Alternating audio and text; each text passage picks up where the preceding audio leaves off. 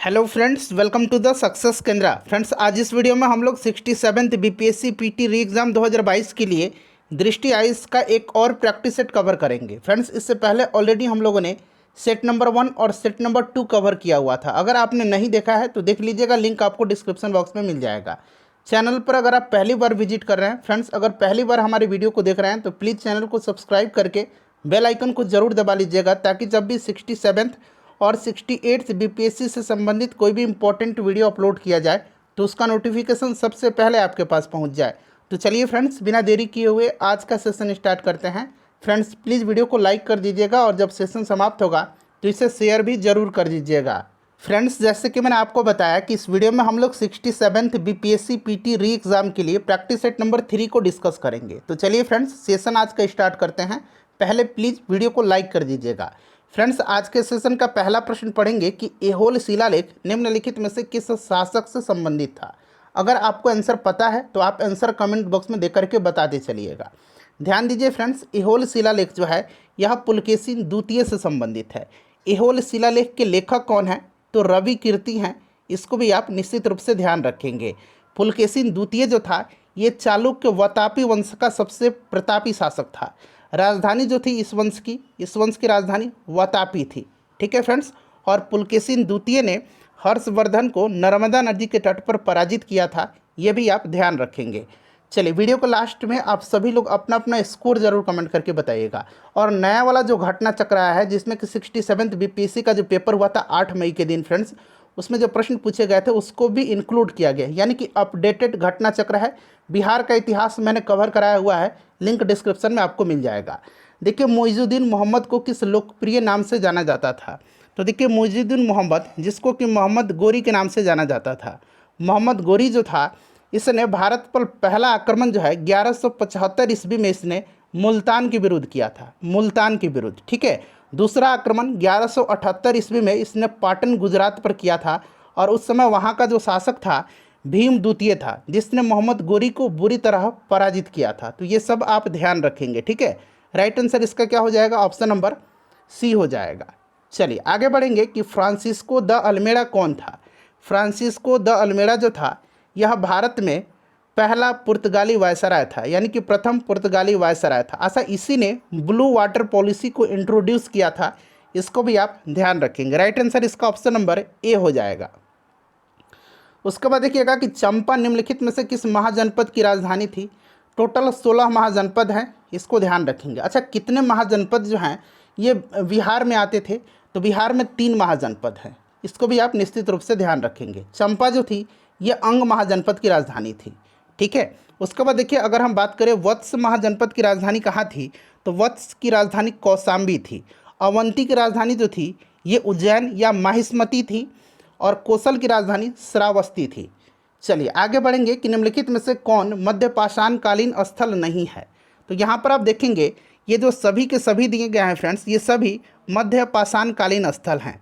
यहाँ पर देखिएगा बीरभानपुर जो है यह फ्रेंड्स पश्चिम बंगाल में है। उसके बाद लंगनाज जो है यह गुजरात में। बागोर जो है, बागोर कहाँ पर है? तो राजस्थान में। और मददाहा जो है, यह महदाहा जो है ये कहाँ पर है? तो महदाहा जो है फ्रेंड्स यह जो है इसको भी आप ध्यान रखेंगे, उत्तर प्रदेश में है। ठीक है, ऑप्शन नंबर ई हो जाएगा, एक से अधिक।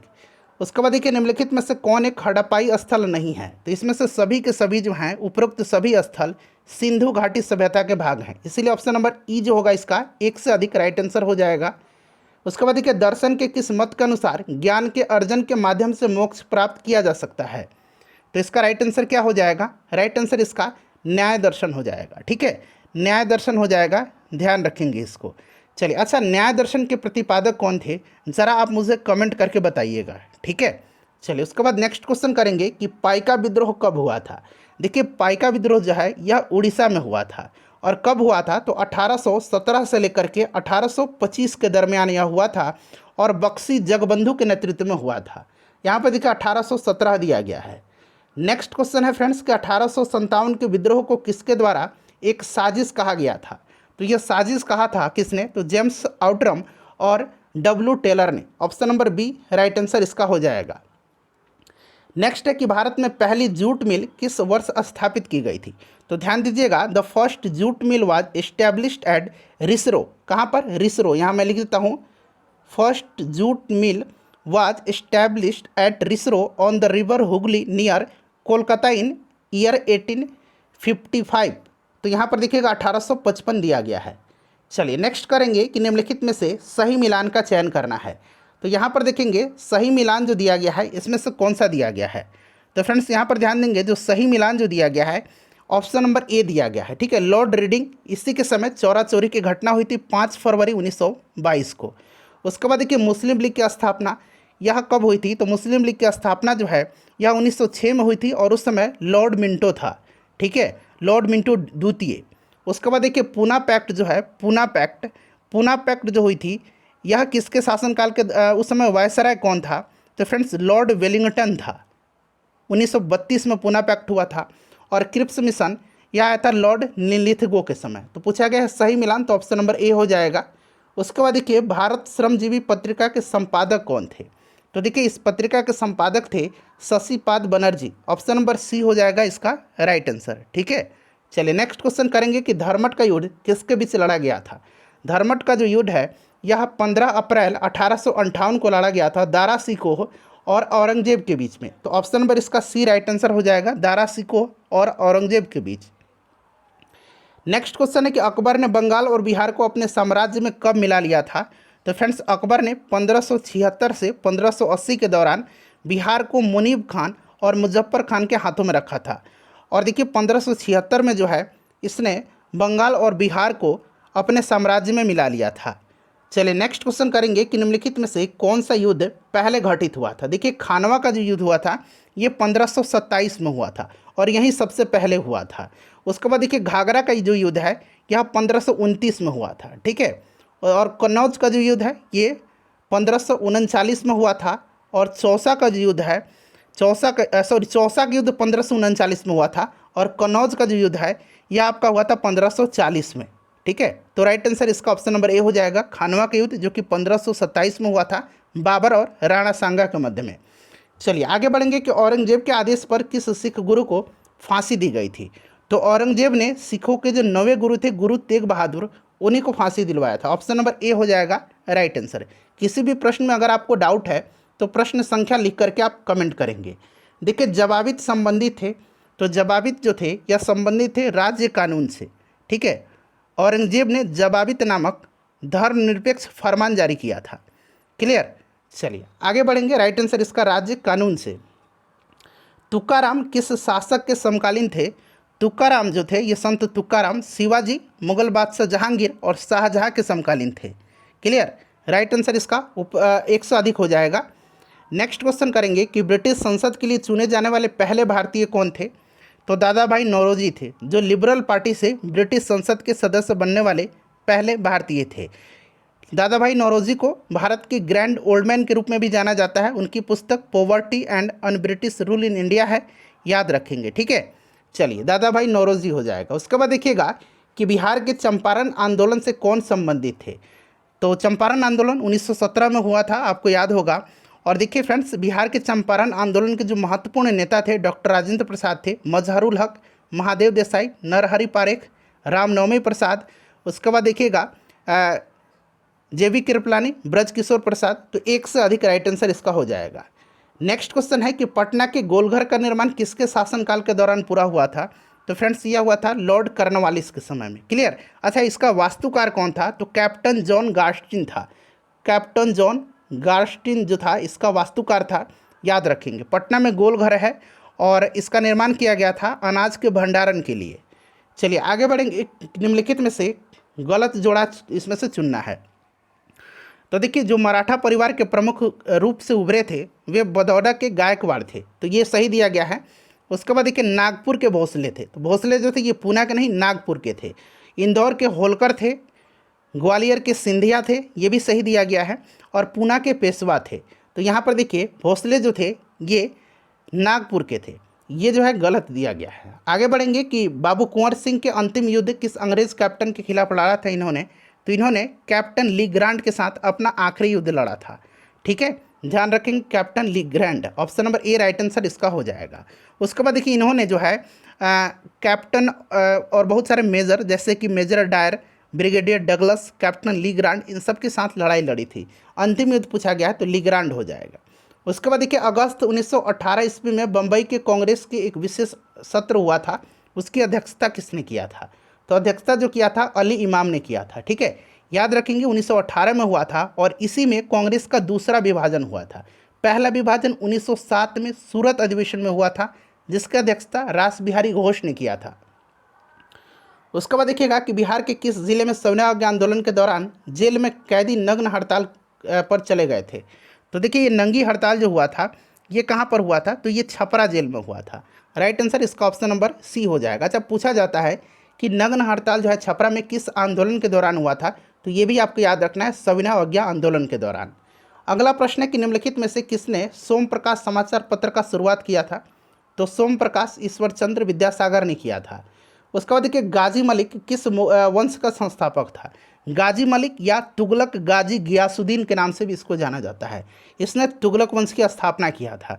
अच्छा, ये जो तुगलक वंश का संस्थापक था गियासुद्दीन तुगलक, नहरों का निर्माण करवाने वाला यह प्रथम शासक था। नेक्स्ट क्वेश्चन है कि निम्नलिखित में से कौन भारत सरकार अधिनियम 1935 की विशेषता नहीं है? इसमें से पूछा गया है कि विशेषता नहीं है, बताइए राइट आंसर इसका क्या हो जाएगा? तो देखिए राइट आंसर इसका ऑप्शन नंबर सी हो जाएगा, प्रांतों और केंद्रों में द्वैध शासन। ठीक है, प्रांतों में द्वैध शासन को समाप्त किया गया था, तो ये वाला जो है गलत दिया गया है। उसके बाद देखिए 1878 ईस्वी के वर्नाक्यूलर प्रेस एक्ट से बचने के लिए किस अखबार ने रातों रात अंग्रेजी प्रारूप में परिवर्तित कर दिया गया था? 1878 में वर्नाक्यूलर प्रेस एक्ट जो है लॉर्ड लिटन ने लागू किया था। ठीक है, और अपनी भाषा रातों रात बदल दिया था। यह कौन था? तो ये अमृत बाजार पत्रिका था। अच्छा, एक पॉइनियर नामक अखबार था जिसने वर्नाक्यूलर प्रेस एक्ट का समर्थन किया था, इसको भी आप ध्यान रखेंगे। और यह जो एक्ट था मुख्य रूप से सोम प्रकाश को प्रतिबंधित करने के लिए लाया गया था। चलिए आगे बढ़ेंगे कि हंटर आयोग की रिपोर्ट में किसके विकास पर विशेष बल दिया गया था? तो देखिए शिक्षा के विकास पर दिया गया था। 1882 में डब्ल्यू हंटर की अध्यक्षता में जो है लॉर्ड रिपन ने इसको गठित किया था। और हंटर आयोग की रिपोर्ट ज़्यादातर प्राथमिक और माध्यमिक शिक्षा तक ही सीमित थी। तो राइट आंसर देखिए यहाँ पर प्राथमिक दिया गया है। नेक्स्ट क्वेश्चन है कि किसानों के असंतोष का मुख्य मुद्दा क्या था जिसके कारण एका आंदोलन हुआ था? तो देखिए 1921 के अंत में संयुक्त प्रांत के कुछ जिले जैसे कि हरदोई, बहराइच, सीतापुर में किसान असंतोष उभरा था। और इसमें जो मुद्दे थे ये उच्च किराया, राजस्व वसूली के प्रभारी ठेकेदारों का उत्पीड़न और शेयर लगान प्रथा था। तो एक से अधिक राइट आंसर हो जाएगा। देखिए यहाँ पर शेयर लगान, राजस्व संग्रह के प्रभारी ठेकेदारों द्वारा उत्पीड़न और उच्च लगान, तो एक से अधिक इसका राइट आंसर हो जाएगा। किसने कहा था कि कांग्रेस आंदोलन न तो लोगों से प्रेरित था और न ही उनके द्वारा तैयार या योजना बनाई गई थी? तो इसका करेक्ट आंसर क्या हो जाएगा? लाला लाजपत राय। ऑप्शन नंबर ए जो होगा राइट आंसर हो जाएगा। ठीक है, चलिए नेक्स्ट क्वेश्चन है कि 1940 में शुरू हुए व्यक्तिगत सत्याग्रह के दौरान बिहार में दूसरे सत्याग्रही के रूप में श्री कृष्ण सिंह का अनुसरण किसने किया था? अच्छा, बिहार में व्यक्तिगत सत्याग्रह के पहले सत्याग्रही श्री कृष्ण सिंह थे, यहाँ पर मेंशन किया गया है। और दूसरे जो सत्याग्रही थे ये कौन थे? अनुग्रह नारायण सिन्हा थे। तो ऑप्शन नंबर सी जो होगा राइट आंसर हो जाएगा। अगर बिहार से बाहर पूछा जाए राष्ट्रीय स्तर पर तो प्रथम सत्याग्रही विनोबा भावे थे, दूसरे पंडित जवाहरलाल नेहरू थे और तीसरे सत्याग्रही ब्रह्मदत्त थे। ये सब याद रखना है। महात्मा गांधी जी के द्वारा व्यक्तिगत सत्याग्रह आंदोलन चालू किया गया था। 1940 में शुरू हुए व्यक्तिगत सत्याग्रह के दौरान, वही क्वेश्चन है फिर से रिपीट हो गया है, अनुग्रह नारायण सिन्हा राइट आंसर हो जाएगा। देखिए पृथक बिहार आंदोलन के उद्भव से कौन संबंधित था? तो देखिए फ्रेंड्स, अलग प्रांत जो है बिहार को बनाने के लिए एक आंदोलन की शुरुआत का श्रेय डॉक्टर सच्चिदानंद सिन्हा और महेश नारायण को दिया जाता है। इस आंदोलन में सहयोग करने वाले जो अन्य व्यक्ति थे नंद किशोर लाल थे, अली इमाम, उसके बाद कृषा सहाय, मजहरुल हक, दीप नारायण सिंह थे। तो एक से अधिक इसका राइट आंसर हो जाएगा। ठीक है, चलिए वैसे ही सच्चिदानंद सिन्हा और महेश नारायण का नाम यहाँ मेंशन किया गया है और सहयोगी में नंद किशोर लाल भी थे, अली इमाम भी थे। तो एक से अधिक राइट आंसर हो जाएगा। उसके बाद देखिए सिक्की ग्रास सामान्य नाम क्या है उसका, जो कि बिहार में इसको सिक्की ग्रास शिल्प बनाने के लिए प्रसिद्ध है। तो इसका सामान्य नाम वेटिवर ग्रास है। क्या है? वेटिवर ग्रास है, याद रखेंगे। क्लियर, याद रखना आपको। चलिए आगे बढ़ेंगे, नेक्स्ट क्वेश्चन कर लेंगे कि बिहार का कौन सा जिला 2001 में स्वतंत्र अस्तित्व में आया था? तो यह जो जिला था, यह जिला है कौन सा? तो यह अरवल है। ठीक है, अब बिहार में जिलों की संख्या 38 हो गई है। चलिए नेक्स्ट क्वेश्चन करेंगे। अगला प्रश्न है कि किस कंपनी को जुलाई 2021 में भारत में स्पुतनिक वैक्सीन के निर्माण के लिए ड्रग्स कंट्रोलर जनरल से लाइसेंस प्राप्त हुआ है? तो यह कंपनी जो है यह पैनेसिया बायोटेक है। ऑप्शन नंबर बी इसका राइट आंसर हो जाएगा। ठीक है, उसके बाद देखिए हाल ही में चर्चा में रहा डिजिटल कोविड सर्टिफिकेट या ग्रीन पास किससे संबंधित है? तो यह संबंधित है यूरोपीय संघ से। Option number D right answer हो जाएगा। ठीक है, चलिए नेक्स्ट क्वेश्चन कर लेंगे और इसका उद्देश्य महामारी के दौरान मुक्त आवाजाही को सुविधाजनक बनाना है। उसके बाद देखिए भूमध्यसागरीय जलवायु विश्व के निम्नलिखित में से किस क्षेत्र में पाई जाती है? तो देखिए भूमध्यसागरीय जलवायु जो है यह मध्य चिली, कैलिफोर्निया, दक्षिण ऑस्ट्रेलिया, भूमध्य सागर के पास जो स्थित देश है वहाँ पर, और केप टाउन दक्षिण अफ्रीका में पाया जाता है। यहाँ पर देखिए केप टाउन दिया गया है और कैलिफोर्निया भी दिया गया, तो एक से अधिक इसका राइट आंसर हो जाएगा। पोर्ट ब्लेयर जो है पोर्ट ब्लेयर अंडमान और निकोबार द्वीप समूह में के किस भाग में स्थित है? तो अंडमान और निकोबार द्वीप समूह के किस भाग में है पोर्ट ब्लेयर? तो फ्रेंड्स यह जो है यह दक्षिण अंडमान में है। ऑप्शन नंबर सी इसका राइट आंसर हो जाएगा। टोन्स नदी जो है यह किस नदी की सहायक नदी है? तो टोन्स नदी जो है यह यमुना की सहायक नदी है। किसकी है फ्रेंड्स? यमुना की सहायक नदी है। ठीक है, याद रखेंगे यह यमुना की सबसे बड़ी सहायक नदी है। चलिए नेक्स्ट क्वेश्चन है कि उलर झील भारत के किन दो पर्वत श्रृंखलाओं के बीच स्थित है? उलर झील जो है फ्रेंड्स यह ग्रेट हिमालय और पीर पंजाल रेंज के बीच में स्थित है। Option number D right answer हो जाएगा। जम्मू कश्मीर में है, याद रखेंगे। नेक्स्ट क्वेश्चन करेंगे कि जाति को अंतिम बार भारत की जनगणना में किस वर्ष शामिल किया गया था? तो यह 1931 में शामिल किया गया था। ठीक है, जाति को अंतिम बार जो है 1931 में जनगणना में शामिल किया गया था। चलिए नेक्स्ट क्वेश्चन करेंगे कि भारत में हाल ही में किस देश के साथ शांति, मित्रता और सहयोग संधि की 50वीं वर्षगांठ मनाई गई है? तो फ्रेंड्स यह मनाई गई है भारत सोवियत संघ संधि 1971 में हस्ताक्षरित हुई थी, यह 1971 में। रूस हो जाएगा राइट आंसर इसका। देखिए ऑपरेशन आहट जो है यह मानव तस्करी को रोकने के लिए शुरू किया गया है। यह किस संस्था के द्वारा शुरू किया गया है? तो फ्रेंड्स यह शुरू किसके द्वारा किया गया है? यह किया गया है आरपीएफ के द्वारा। ठीक है, आरपीएफ के द्वारा, रेलवे सुरक्षा बल के द्वारा किया गया है शुरू ऑपरेशन हाउट। चलिए नेक्स्ट क्वेश्चन करेंगे कि किगाली संशोधन संबंधित है। तो किगाली संशोधन जो है यह HFC जो गैस है इसकी खपत और उत्पादन को धीरे धीरे कम करने के लिए एक अंतर्राष्ट्रीय समझौता है। तो यहाँ पर देखिए HFCS गैस है, हाइड्रोफ्लोरोकार्बन। उसके बाद देखिए 2011 की जनगणना रिपोर्ट के अनुसार बिहार में अनुसूचित जनजाति, यहाँ जनजाति लिखा गया है, कि संख्या का प्रतिशत जो है लगभग कितना है? तो फ्रेंड्स ये जो प्रतिशत है यह कितना है? तो 1.3% है। वहीं अगर अनुसूचित जाति पूछता है, यहाँ तो जनजाति पूछा है, अगर जाति पूछता तो ये 15.9% हो जाता है। इसको भी ध्यान रखेंगे। उसके बाद देखिए रीगा किस देश की राजधानी है? रीगा जो है ये लातविया की राजधानी है। ठीक है, option number C right answer हो जाएगा। रीगा लातविया की राजधानी है। चलो उसके बाद देखिए निम्नलिखित में से कौन सी ठंडी महासागरीय धारा है? देखिए गिनी धारा जो है, गिनी धारा यह अटलांटिक महासागर की गर्म जल धारा है। लेब्राडोर जो है यह अटलांटिक महासागर की ठंडी जल धारा है।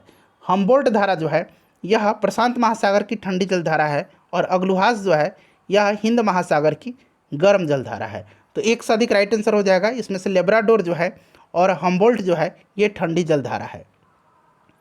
बिहार का दूसरा चिड़ियाघर निम्नलिखित में से किस स्थान पर स्थापित किया जाएगा?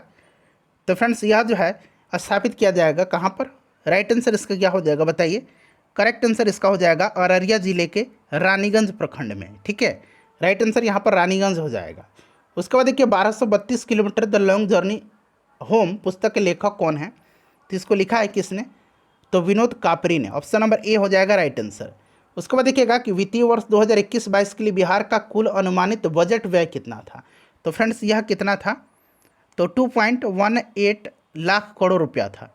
ठीक है, राइट आंसर इसका ऑप्शन नंबर सी हो जाएगा। उसके बाद देखिए भारत का कौन सा शहर हाल ही में यूनेस्को के रचनात्मक शहरों यानी कि क्रिएटिव सिटीज़ के नेटवर्क में शामिल हुआ है? तो फ्रेंड्स यह है Srinagar. Option number A right answer हो जाएगा। ठीक है, श्रीनगर शामिल हुआ है। चलिए अगला प्रश्न है कि logistic is across different state, इसको शॉर्ट में कहा जाता है लीड्स। ठीक है, यहाँ मैं लिख देता हूँ लीड्स। ठीक है, logistics is across different state 2021 index हाल ही में निम्नलिखित में से किस मंत्रालय के द्वारा प्रकाशित किया गया है? तो यह किया गया है वाणिज्य और उद्योग मंत्रालय के द्वारा। ठीक है, वाणिज्य और उद्योग मंत्रालय के द्वारा। Option number D right answer इसका हो जाएगा। इस सूचकांक में गुजरात, हरियाणा और पंजाब हाल ही में गतिशीलता और रसद श्रृंखला की दक्षता के मामले में सर्वश्रेष्ठ प्रदर्शन करने वाले राज्य के रूप में उभरे हैं। अगला प्रश्न है, किस संसाधन ने mission 2070 A green new deal for a net zero India शीर्षक से अपनी रिपोर्ट प्रकाशित की है? तो यह संस्था कौन सा है? यह संस्था है वर्ल्ड इकोनॉमिक फोरम, यानी कि विश्व आर्थिक मंच। ऑप्शन नंबर यहाँ पर देखिएगा WEF, option number C right answer इसका हो जाएगा। ठीक है, चलिए अगला प्रश्न करेंगे। और देखिए यह जो है रिपोर्ट इस बात पर प्रकाश डाला गया है इसमें कि भारत का हरित अर्थव्यवस्था की ओर संक्रमण 2030 तक आर्थिक प्रभाव में लगभग $1 ट्रिलियन का योगदान कर सकता है। $1 ट्रिलियन का, इसको भी ध्यान रखेंगे। भारत का ई अमृत पोर्टल किससे संबंधित है? तो ई अमृत पोर्टल जो है यह संबंधित किससे है? तो देखिए ई अमृत पोर्टल नामक एक इलेक्ट्रॉनिक वाहन जागरूकता वेब पोर्टल नवंबर 2021 को लॉन्च किया गया। राइट आंसर इसका ऑप्शन नंबर बी हो जाएगा। यहाँ पर देखिएगा परिवहन हो जाएगा। उसके बाद देखिए नीति आयोग के बहुआयामी गरीबी सूचकांक के अनुसार बिहार की जनसंख्या का कितना प्रतिशत गरीब है? तो यह हाल ही में सूचकांक जारी किया गया था। राइट आंसर इसका 51.9% हो जाएगा। ठीक है, इसके बाद झारखंड का है 42.16%, उत्तर प्रदेश का 37.79%। ये सब याद रखेंगे। क्लियर? केरल, गोवा, सिक्किम, तमिलनाडु और पंजाब ने पूरे भारत में सबसे कम गरीबी दर्ज की है। चलिए नेक्स्ट क्वेश्चन करेंगे। अगला प्रश्न है कि निम्नलिखित में से किस राज्य ने ISFR 2021 के आंकड़ों के अनुसार वन क्षेत्र में सबसे अधिक वृद्धि दिखाई है? बताइए राइट आंसर इसका क्या हो जाएगा? भारतीय वन सर्वेक्षण का जो द्विवार्षिक रिपोर्ट आता है, ठीक है, जिसको कि हम लोग फॉरेस्ट सर्वे रिपोर्ट कहते हैं, इसमें right answer option number D हो जाएगा, आंध्र प्रदेश ने। ठीक है, इसको आप ध्यान रखेंगे। चलिए अगला प्रश्न है कि किस पंचवर्षीय योजना के दौरान भारत विश्व व्यापार संगठन यानी कि WTO का सदस्य बना था? तो स्टार्टिंग में ही बना था, जब स्थापना हुआ था 1995 में, उसी समय। और उस समय जो है 8वीं पंचवर्षीय योजना चल रही थी। चूँकि 8वीं का जो कार्यकाल था यह 1992 से 1997 तक था, तो इसी के दौरान हुई थी। Option number B right answer हो जाएगा। निम्नलिखित स्थानों का उनकी स्थापना के संबंध में सही मिलान करना है। तो देखिए RBI की स्थापना जो है 1935 में हुई थी, ये गलत है। और यहाँ पर देखिएगा RRB, ठीक है, RRB ये क्या है बताइए? तो देखिए पहला जो है क्षेत्रीय ग्रामीण बैंक है, 1975 में इसका स्थापना हुई थी। नाबार्ड 1982 में हुई थी और LIC की 1956 में हुई थी। तो option number D right answer हो जाएगा इसका। चलिए नेक्स्ट क्वेश्चन करेंगे कि 2020 में विश्व में प्राकृतिक गैस का शीर्ष उत्पादक देश कौन था? तो यह जो देश था यह कौन सा है फ्रेंड्स? यह USA है। ठीक है, USA है। दूसरे स्थान पर रसिया है, तीसरे स्थान पर जो है ईरान है। चलिए इसको भी ध्यान रखेंगे। अगला प्रश्न करेंगे कि प्लासी की लड़ाई किस मुगल सम्राट के शासनकाल में हुई थी? तो यह 1757 में हुई थी और उस समय शासक था मुगल शासक आलमगीर द्वितीय।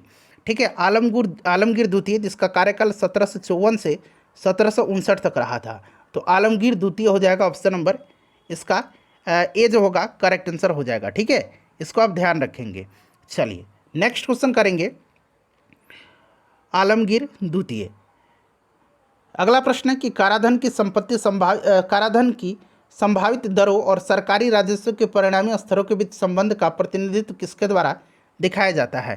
तो फ्रेंड्स यह दिखाया जाता है किसके द्वारा? तो राइट आंसर हो जाएगा लफर वक्र के द्वारा। ठीक है, ऑप्शन नंबर सी हो जाएगा इसका करेक्ट आंसर। किसी देश की आर्थिक वृद्धि का सबसे उपयुक्त माप क्या है? तो प्रति व्यक्ति आय है, इसका ऑप्शन नंबर डी हो जाएगा करेक्ट आंसर। उसके बाद देखिएगा कि संविधान के किस अनुच्छेद के तहत उच्च न्यायालय को रिट जारी करने का अधिकार है? यहाँ पर उच्च न्यायालय यानी कि हाई कोर्ट पूछा गया है। तो करेक्ट आंसर इसका क्या हो जाएगा? करेक्ट आंसर इसका 226 हो जाएगा अनुच्छेद। ठीक है, अनुच्छेद 32 के तहत सुप्रीम कोर्ट को, उच्चतम न्यायालय का जो है रिट जारी करने का अधिकार प्राप्त है। चलिए नेक्स्ट क्वेश्चन है कि निम्नलिखित में से कौन सा कथन भारत के नियंत्रक और महालेखा परीक्षक के संबंध में सही नहीं है? तो पहले आप सभी कथन को पढ़िए, फिर बताइए कि इसमें से कौन सा सही नहीं है। तो यहाँ पर देखेंगे कि वह पद छोड़ने के बाद केंद्र और राज्य सरकार में किसी अन्य पद को ग्रहण कर सकता है, यह जो है गलत दिया गया है। ठीक है, राइट आंसर इसका ऑप्शन नंबर बी हो जाएगा। चलिए नेक्स्ट क्वेश्चन करेंगे। बाकी सभी जो है सही दिया गया है, यहाँ पर ये वाला गलत दिया गया, यहीं पूछा गया था। बाकी सभी जो है यहाँ पर सही दिया गया है। उसके बाद देखिए निम्नलिखित में से कौन सा संशोधन अधिनियम सहकारी समितियों से संबंधित है? बताइए राइट आंसर इसका क्या हो जाएगा। तो देखिए फ्रेंड्स, यह 97वां संशोधन अधिनियम है, ठीक है, 2011 में हुआ था। तो ऑप्शन नंबर इसका ए राइट आंसर हो जाएगा, ठीक है। चलिए, उसके बाद देखिए फजल अली आयोग किससे संबंधित है। तो फजल अली आपको पता होगा राज्य पुनर्गठन आयोग से संबंधित है। 1953 में फजल अली की अध्यक्षता में एक 3 सदस्यीय राज्य पुनर्गठन आयोग की नियुक्ति किया गया था। चलिए, और 1955 में इसने जो है अपनी रिपोर्ट प्रस्तुत की थी। और भाषा के आधार पर गठित होने वाला पहला राज्य आंध्र प्रदेश है, इसको भी आप ध्यान रखेंगे, राज्य पुनर्गठन। उसके बाद देखिएगा कि राज्यपाल के पद के संबंध में कौन सा कथन जो है गलत दिया गया है इसमें से। तो देखिए, इसमें से सभी के सभी सत्य दिए गए हैं, ठीक है, सभी के सभी जो है वह संबंधित राज्य का महाधिवक्ता की नियुक्ति करता है। बिल्कुल सभी के सभी सही दिए गए हैं, एक बार आप पढ़ लीजिएगा। एक से अधिक इसका राइट आंसर हो जाएगा। चलिए, अगला प्रश्न है कि सिक्किम किस वर्ष भारतीय संघ का पूर्ण राज्य बना था। यहाँ पर देखिए पूर्ण राज्य पूछा गया है, तो पूर्ण राज्य 1975 में बना था। भारत का 22वां राज्य बना था यह, ठीक है। चलिए, ऑप्शन नंबर इसका बी हो जाएगा। निम्नलिखित में से सही जोड़े का चयन करना है, सही जोड़ा का चयन करना है। बताइए इसमें से सही कौन सा है। तो यहाँ पर देखिएगा आम आदमी पार्टी और यहाँ पर देखेंगे डीएमके, ये राष्ट्रीय पार्टी नहीं है, ये दोनों राज्य स्तरीय पार्टी हैं। तो ए और बी जो होगा ये सही जोड़ा नहीं दिया गया है। तो यानी कि इसमें से सही जो दिया गया है वो आपका राष्ट्रवादी कांग्रेस पार्टी, ये राष्ट्रीय पार्टी है। अच्छा, बहुजन समाजवादी पार्टी ये राज्य पार्टी नहीं है, यह भी राष्ट्रीय पार्टी है, तो इसलिए ये गलत हो जाएगा। सही होगा ऑप्शन नंबर सी। सही कौन सा होगा, ऑप्शन नंबर सी हो जाएगा। चलिए आगे बढ़ेंगे, नेक्स्ट क्वेश्चन कर लेंगे कि हमारे संविधान में राष्ट्रपति पर महाभियोग का प्रावधान किस संविधान से लिया गया है। तो महाभियोग जो है यह लिया गया है अमेरिका के संविधान से, ठीक है। महाभियोग की प्रक्रिया जो है यह किसी भी सदन में लाई जा सकती है, चाहे वो लोकसभा हो या फिर राज्यसभा हो। आर्टिकल 61 में महाभियोग है, ध्यान रखेंगे। उसके बाद देखिए गंडक जो बिहार जो उत्तर पश्चिम बिहार की एक प्रमुख नदी है, बिहार की सीमा में किस जगह प्रवेश करती है। तो फ्रेंड्स देखिए यह जो है वाल्मीकि नगर के पास, यह बिहार की सीमा में प्रवेश करती है। वाल्मीकि नगर में जो है वाल्मीकि नेशनल पार्क है, जो कि बिहार का एकमात्र नेशनल पार्क है। वाल्मीकि टाइगर रिजर्व है पश्चिम चंपारण में, ध्यान रखेंगे, पश्चिम चंपारण में ही यह प्रवेश करती है। बिहार के निम्नलिखित में से किस प्रमंडल में सबसे अधिक जिले हैं। तो देखिए सबसे अधिक जिले जो हैं, अच्छा टोटल कितने प्रमंडल हैं, 9 प्रमंडल हैं। कितने जिले हैं, 38 जिले हैं, ठीक है। ये सब ध्यान रखेंगे। सबसे ज़्यादा जो है तिरहुत में है, तिरहुत में है, पूर्वी चंपारण, पश्चिम चंपारण, मुजफ्फरपुर, सीतामढ़ी, शिवहर, वैशाली, ठीक है। टोटल कितने जिले हो गए, टोटल 6 जिले हो गए, ध्यान रखेंगे। चलिए आगे बढ़ेंगे कि धन विधेयक के संबंध में कौन सा कथन गलत दिया गया है। तो यहाँ पर देखिएगा इसे लोकसभा के किसी भी सदस्य के द्वारा पेश किया जा सकता है। देखिए धन विधेयक केवल लोकसभा में पेश किया जाता है और इसे केवल एक मंत्री ही पेश कर सकता है, ठीक है। ऑप्शन नंबर बी गलत दिया गया है, बाकी सभी सही दिया गया है। एक बार पढ़ लीजिए सभी स्टेटमेंट को। चलिए आगे बढ़ेंगे कि वंदे मातरम गीत सबसे पहले कांग्रेस के किस अधिवेशन में गाया गया था, किस वर्ष गाया गया था। तो आपको पता है कि कोलकाता अधिवेशन में गाया गया था, 1896 में हुआ था, ठीक है। चलिए राइट आंसर इसका क्या हो जाएगा, 1896। नेक्स्ट क्वेश्चन करेंगे कि संसद के पास संविधान के किस अनुच्छेद के तहत नागरिकता के अधिग्रहण और समाप्ति के संबंध में कोई प्रावधान करने की शक्ति है। तो यह अनुच्छेद कौन सा है, अनुच्छेद 11 है, अनुच्छेद 11 है, याद रखेंगे, ठीक है। चलिए अनुच्छेद 5 से लेकर के 11 तक में नागरिकता का प्रावधान है संविधान के भाग 2 में। नेक्स्ट क्वेश्चन है कि उदयपुर वन्यजीव अभयारण्य बिहार के किस जिले में है। तो यह पश्चिम चंपारण जिले में है, ये इंपॉर्टेंट है, ध्यान रखना है आपको। उसके बाद देखिए मैला आंचल नामक जो है एक हिंदी उपन्यास किसके द्वारा लिखा गया है। तो ये फणीश्वर नाथ रेणु का है मैला आंचल। अगला है कि आर्थिक रूप से 19वीं शताब्दी में भारत में ब्रिटिश शासन के परिणामों में से एक था। तो ये क्या हो जाएगा, भारतीय कृषि का व्यावसायीकरण। ऑप्शन नंबर ए हो जाएगा राइट आंसर, ठीक है। चलिए उसके बाद देखिए कोल विद्रोह का नेतृत्व निम्नलिखित में से किसके द्वारा किया गया था। कोल विद्रोह का नेतृत्व बुद्धो भगत ने किया था, ठीक है। छोटा नागपुर क्षेत्र में हुआ था 1831-32 में, बुद्धो भगत हो जाएगा, ऑप्शन नंबर डी हो जाएगा करेक्ट आंसर। उसके बाद देखिए निम्नलिखित में से कौन सा यौगिक क्षार के रूप में प्रयोग नहीं किया जा सकता है। तो यह जो यौगिक है यह यौगिक कौन सा है, तो नाइट्रोजन हाइड्रोक्साइड है। कौन सा है, नाइट्रोजन हाइड्रोक्साइड है, ध्यान रखेंगे, ठीक है। चलिए अगला प्रश्न करेंगे, प्रयोग नहीं किया जा सकता है, यही पूछा गया है। चलिए नेक्स्ट क्वेश्चन करेंगे अगला है कि अंगूर में कौन सा अम्ल प्रमुखता से पाया जाता है, तो अंगूर में टार्टरिक एसिड पाया जाता है, टार्टरिक अम्ल पाया जाता है। ठीक है, चलिए नेक्स्ट क्वेश्चन करेंगे कि निम्न में से फोटोकेमिकल स्मोक का घटक है जो गर्म, शुष्क और खिली धूप वाली जलवायु में होता है। तो देखिए फ्रेंड्स, प्रकाश रासायनिक स्मॉग एक प्रकार का स्मॉग होता है जो जब उत्पन्न होता है जब सूर्य से परावैंगनी प्रकाश वातावरण में नाइट्रोजन ऑक्साइड के साथ प्रतिक्रिया करती है। ठीक है, देखिए फोटोकेमिकल स्मॉग में नाइट्रोजन, ओजोन, उसके बाद सल्फर डाइऑक्साइड, ये सब होते हैं। तो देखिए एक से अधिक इसका राइट आंसर हो जाएगा। ठीक है, चलिए नेक्स्ट क्वेश्चन करेंगे कि विद्युत धारा का ऊष्मीय प्रभाव प्रतिरोध धारा और समय पर निर्भर करता है। इसमें धारा को दुगुना करने पर ऊष्मा कितनी होगी, धारा को दुगुना करने पर जो है ऊष्मा कितनी होगी, यह आपसे पूछा गया है। तो धारा को दुगुना करने पर ऊष्मा जो है यह चौगुनी हो जाएगी। कितनी हो जाएगी, चौगुनी हो जाएगी, क्योंकि आपको पता है कि H इक्वल टू क्या होता है, I² RT होता है। ठीक है, अब यहाँ पर देखिएगा कि अगर धारा को दुगुना किया जाता है तो ये चौगुना हो जाएगा। ठीक है, चलिए तो ऊष्मा कितनी हो जाएगी, चौगुनी हो जाएगी। ऑप्शन नंबर सी हो जाएगा। उसके बाद देखिएगा कि हे फीवर एक एलर्जी प्रतिक्रिया है जो निम्न में से किसके कारण होता है। तो देखिए हे फीवर जो है यह होता है किसके कारण, तो यह पराग, धूल कण, इन सब के कारण होता है। तो यहाँ पर देखिए पराग दिया गया है। अगला प्रश्न कि निम्नलिखित में से किस हार्मोन का मानव शरीर में रक्तचाप प्रबंधन में भूमिका होती है, तो यह कौन सा, वैसोप्रिन है। ठीक है, वैसोप्रिन जिसे एंटी डायूरेटिक हार्मोन भी कहा जाता है, एंटी डायूरेटिक हार्मोन कहा जाता है, और यह पिट्यूटरी ग्लैंड यानी कि पीयूष ग्रंथि से संश्लेषित होता है। क्लियर, इसको ध्यान रखेंगे। चलिए आगे बढ़ेंगे कि कोबाल्ट किस विटामिन में पाया जाता है, तो विटामिन B12 में जो है कोबाल्ट पाया जाता है। साइनोकोबालामिन इसका रासायनिक नाम होता है। उसके बाद देखिएगा निम्नलिखित में से किस कोशिका अंग को आत्मघाती थैली कहा जाता है, तो देखिए लाइजोसोम को जो है कोशिका की आत्महत्या की थैली कहा जाता है, लाइजोसोम।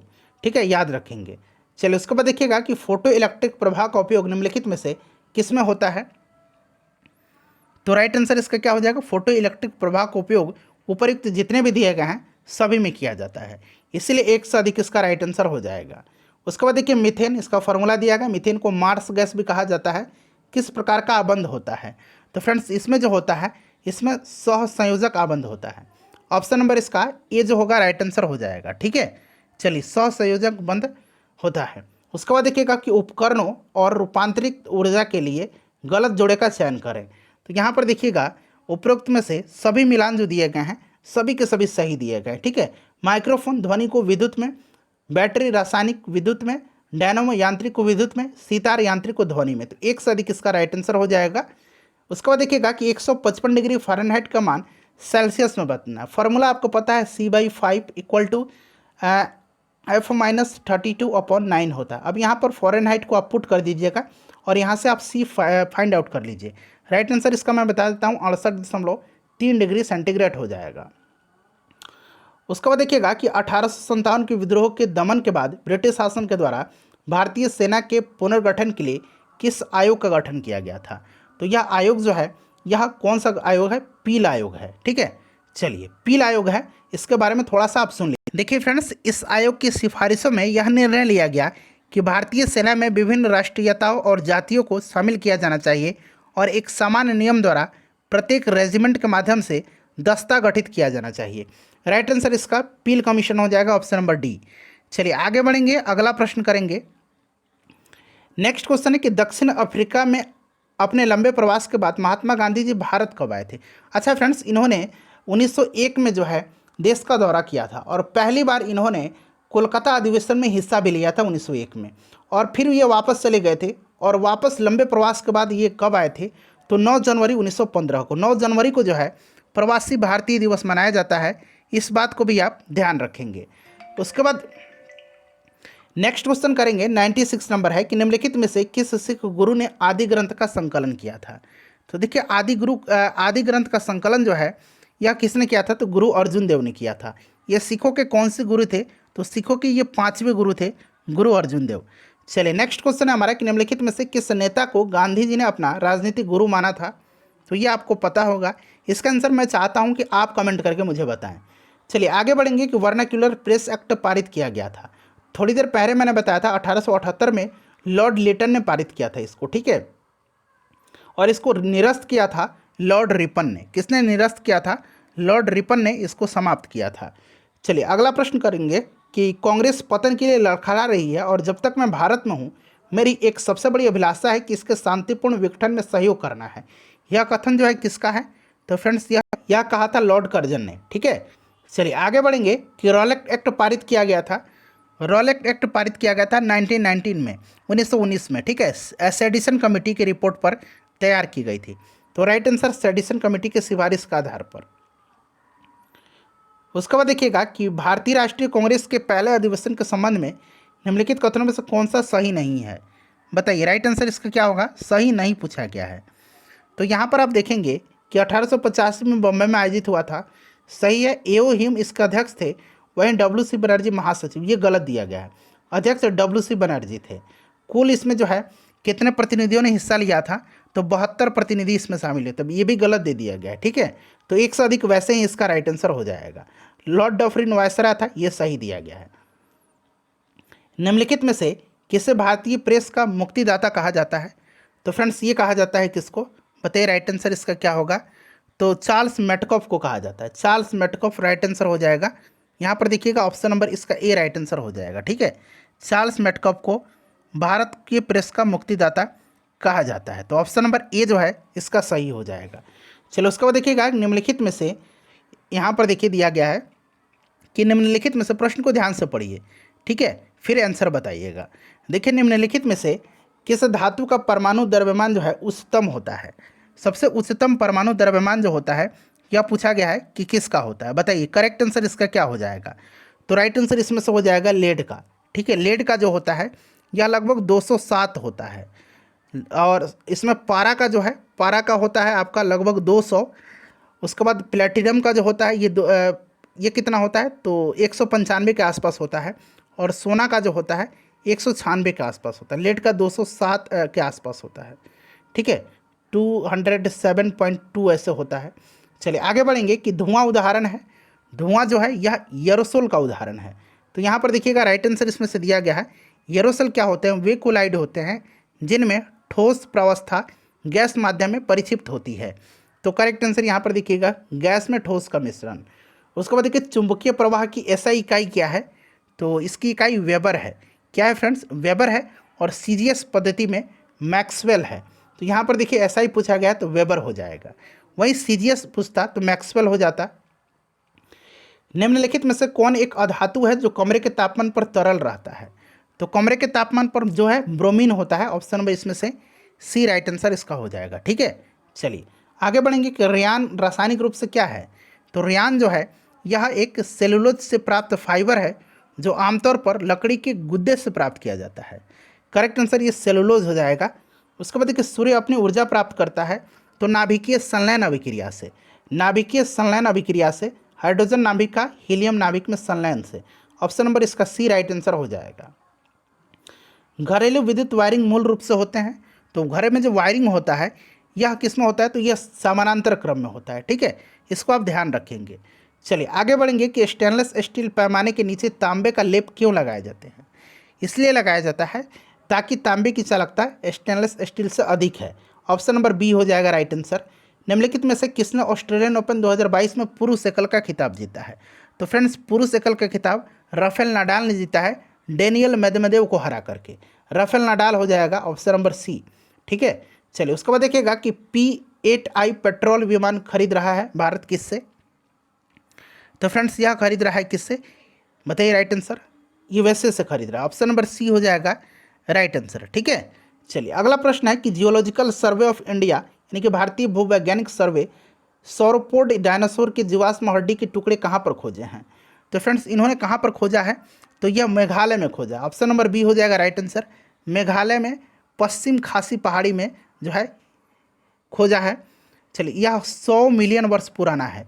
नेक्स्ट क्वेश्चन हमारा है कि लॉरियस वर्ल्ड स्पोर्ट्स अवार्ड जो है यानी कि लॉरियस विश्व खेल पुरस्कार, इसमें सर्वाधिक पुरस्कार जीतने का रिकॉर्ड किस खिलाड़ी के नाम है? तो यह जो है फ्रेंड्स सबसे ज़्यादा जीता है रोजर फेडरर ने, ठीक है। रोजर फेडरर ने जीता है। चलिए आगे बढ़ेंगे। नेक्स्ट क्वेश्चन है कि चीनी अंतरिक्ष यान तियानवेन एक निम्नलिखित में से किस ग्रह पर उतरा है। तो तियानवेन जो उतरा है यह उतरा है मंगल पर। किस पर उतरा है? मंगल पर उतरा है। इसको आप ध्यान रखेंगे। चलिए राइट आंसर इसका क्या हो जाएगा? मंगल हो जाएगा। उसके बाद देखिए अंतर्राष्ट्रीय नर्स दिवस जो है कब मनाया जाता है। तो यह प्रत्येक वर्ष 12 मई के दिन मनाया जाता है। ठीक है, 12 मई के दिन मनाया जाता है और इसी दिन फ्लोरेंस नाइटिंगेल का जन्मदिन है, इसीलिए मनाया जाता है। चलिए नेक्स्ट क्वेश्चन करेंगे कि अल अस्का मस्जिद निम्नलिखित में से किस देश में है। तो फ्रेंड्स यह जो मस्जिद है यह यरूशलेम में है, इजराइल में है। Right answer option number C हो जाएगा। नेक्स्ट क्वेश्चन है, बहुत लोगों की ये बात पसंद नहीं आएगी, मैंने इजराइल बता दिया, इजराइल होगा। महेंद्रगिरी को किस राज्य सरकार द्वारा नए बायोस्फीयर रिजर्व के रूप में प्रस्तावित किया गया है। तो राइट आंसर इसका ओडिशा हो जाएगा। ठीक है, ओडिशा हो जाएगा इसका राइट आंसर। चलिए अगला प्रश्न है कि 2021 ग्लोबल जेंडर गैप इंडेक्स में भारत का रैंक कितना है। तो यह जो रिपोर्ट है WEF यानी कि वर्ल्ड इकोनॉमिक फोरम, विश्व आर्थिक मंच के द्वारा जारी किया जाता है और 140वें नंबर पर भारत है। ठीक है, याद रखेंगे 2021 वाला रिपोर्ट में। चलिए आगे बढ़ेंगे, नेक्स्ट क्वेश्चन कर लेंगे। हाँ, अगला प्रश्न है हमारा कि PM स्वनिधि योजना किस मंत्रालय द्वारा लागू की गई है। तो यह लागू की गई है आवासन और शहरी मामलों के मंत्रालय के द्वारा। ऑप्शन नंबर सी हो जाएगा राइट आंसर इसका। ठीक है, चलिए नेक्स्ट क्वेश्चन करेंगे कि संकल्प से सिद्धि किसके द्वारा शुरू की गई है। तो यह शुरू की गई है किसके द्वारा फ्रेंड्स, बताइए राइट आंसर। यह की गई है जनजातीय सहकारी विपणन विकास संघ के द्वारा, यानी कि ट्राइफेड के द्वारा। ऑप्शन नंबर इसका बी हो जाएगा राइट आंसर। अगला प्रश्न है कि विश्व का सबसे ऊंचा चिनाब ब्रिज निम्नलिखित में से किसका भाग है। तो याद रखेंगे दुनिया के सबसे ऊंचे रेलवे पुल चिनाब ब्रिज आर्क क्लोजर पूरा किया गया हाल ही में। ठीक है, और यह पुल उधमनगर श्रीनगर बारमूला रिंग लिंक परियोजना का एक हिस्सा है। तो राइट आंसर यहाँ देखिए उधमपुर श्रीनगर बारमूला रेल लिंक परियोजना का भाग है। नेक्स्ट क्वेश्चन है कि न्यायमूर्ति NV रमन्ना भारत के किस क्रम के मुख्य न्यायाधीश नियुक्त किए गए हैं। तो फ्रेंड्स यह भारत के 48वें मुख्य न्यायाधीश हैं। क्रम पूछा जाता है, याद रखेंगे। उसके बाद देखिएगा कि भारत H2 गठबंधन, यहाँ पर H2 यानी कि IH2, ठीक है, IH2A यानी कि H2 हाइड्रोजन हो गया। तो इंडिया हाइड्रोजन अलायंस इसको कहा जाता है, इंडिया हाइड्रोजन अलायंस। ठीक है, तो हाइड्रोजन प्रौद्योगिकी हो जाएगा। टोक्यो पैरालंपिक 2020 में पुरुषों की ऊंची कूद में कांस्य पदक जीतने वाले शरद कुमार बिहार के किस जिले से हैं। तो यह मुजफ्फरपुर से। ये क्वेश्चन थोड़ा सा इंपॉर्टेंट है, ध्यान रखेंगे। उसके बाद देखिए बिहार का भागलपुर जिला निम्नलिखित में से किस खनिज के लिए प्रसिद्ध है। तो भागलपुर जो है ये फायर किले के लिए प्रसिद्ध है। ऑप्शन नंबर इसका बी राइट आंसर हो जाएगा। ठीक है, चलिए उसके बाद देखिए मुख्यमंत्री नीतीश कुमार ने निम्नलिखित में से किस जिले में बिहार के दूसरे रोपवे का उद्घाटन किया है। तो इसका करेक्ट आंसर हो जाएगा बांका में। ठीक है, बांका जिले के मंदार पर्वत पर किया है, याद रखेंगे। चलिए आगे बढ़ेंगे, नेक्स्ट क्वेश्चन कर लेंगे।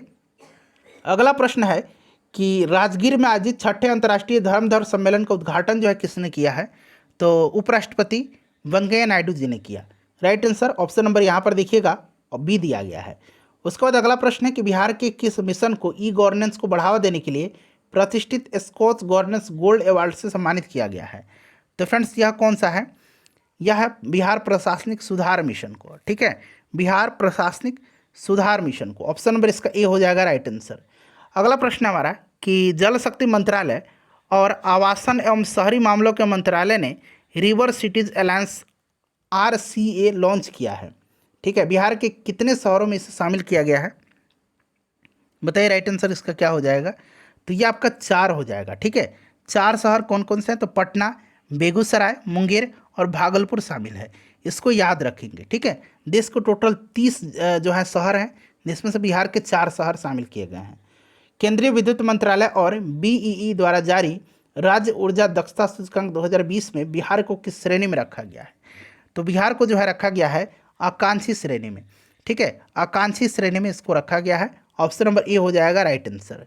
उसके बाद देखिएगा किस देश ने अपने यहाँ निजी बैंकों के पास आयात हेतु विदेशी मुद्रा की समाप्ति की वजह से खाद्य पदार्थों की कमी के कारण आपातकाल घोषित किया है।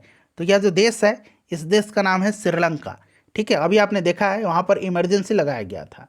अगला प्रश्न कि दुनिया का पहला प्लांट आधारित स्मार्ट एयर प्यूरिफायर जिसे यू ब्रेथ लाइफ कहा जाता है, ये किसके द्वारा विकसित किया गया है। तो फ्रेंड्स यह विकसित किया गया है IIT रोपड़ और IIT कानपुर के द्वारा। तो यहाँ पर देखिएगा IIT रोपड़ दिया गया है। ऑप्शन नंबर इसका ए जो होगा राइट आंसर हो जाएगा। ठीक है, चलिए आईआईटी रोपड़ में इसे इंक्यूबेट किया गया है।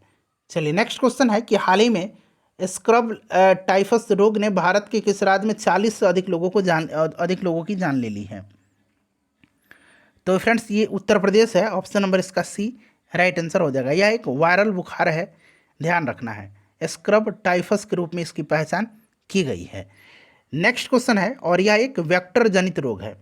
अगला प्रश्न है कि नवंबर 2021 में किस देश ने डायरेक्ट एसेंट एंट्री सैटेलाइट, यहाँ पर देखिएगा लिखा गया है, का परीक्षण किया है? तो यह जो देश है इसका नाम क्या है बताइए? तो फ्रेंड्स रसिया ने किया है। देखिए ऑप्शन में रसिया नहीं है तो इनमें से कोई नहीं, राइट आंसर इसका हो जाएगा। अगला प्रश्न कि शिक्षा की 16वीं वार्षिक स्थिति रिपोर्ट 2021 किसके द्वारा प्रकाशित की गई है? यहाँ ग्रामीण मेंशन किया गया है। तो यह जो प्रकाशित की गई है, यह प्रकाशित की गई है किसके द्वारा? तो यह प्रथम फाउंडेशन के द्वारा की गई है। ठीक है, चलिए आगे बढ़ेंगे। नेक्स्ट क्वेश्चन करेंगे कि भारत को यूनेस्को के कार्यकारी बोर्ड में किस अवधि के लिए फिर से चुना गया है? तो 2021 से 25 के लिए चुना गया। ये क्वेश्चन इंपॉर्टेंट है। उसके बाद देखिए सेबी के अध्यक्ष कौन है? अच्छा, वर्तमान में सेबी के अध्यक्ष कौन है आप मुझे कमेंट करके बताइए। चलिए आगे बढ़ेंगे कि विश्व मत्स्य दिवस के अवसर पर भारत का सर्वश्रेष्ठ समुद्री जिला पुरस्कार किसको दिया गया है? तो फ्रेंड्स यह जो दिया गया है, यह दिया गया है उड़ीसा के बालासोर को। ठीक है, बालासोर उड़ीसा में है। उसके बाद देखिए कूनो राष्ट्रीय उद्यान भारत के किस राज्य में है? तो कूनो जो है यह मध्य प्रदेश में है। ठीक है, चलिए मध्य प्रदेश हो जाएगा राइट आंसर। उसके बाद देखिए 41 से लेकर के 150 तक में फ्रेंड्स मैथ के क्वेश्चन हैं। क्लियर, इनका आंसर मैं फटाफट आपको बता देता हूँ। एक बार इनका आंसर मैं जल्दी जल्दी आपको बता देता हूँ। राइट आंसर 9 घंटा हो जाएगा। उसके बाद चलिए तब तक आप लोग क्या कीजिए, वीडियो को लाइक कर दीजिए। ठीक है, इसका आंसर 8 हो जाएगा, 142 का 8 हो जाएगा। उसके बाद चलिए 143 का देखिए, 143 का जो करेक्ट आंसर हो जाएगा ये आपका हो जाएगा 160। ठीक है, चलिए उसके बाद देखिए 144 का जो राइट आंसर हो जाएगा फ्रेंड्स, ये आपका 660 हो जाएगा। ठीक है, उसके बाद देखिए 145 का जो करेक्ट आंसर होगा वो आपका इसमें से हो जाएगा 2x + 9 हो जाएगा। 146 का जो करेक्ट आंसर हो जाएगा ये 44.8 किलोमीटर पर आवर हो जाएगा। उसके बाद देखिए 47 का जो करेक्ट आंसर हो जाएगा ये आपका हो जाएगा 144। 148 का जो करेक्ट आंसर हो जाएगा ये आपका 12 हो जाएगा। 149 का देखिए, 149 का करेक्ट आंसर 30 हो जाएगा, 30 हो जाएगा। और 150 का जो करेक्ट आंसर होगा ये आपका 12 हो जाएगा।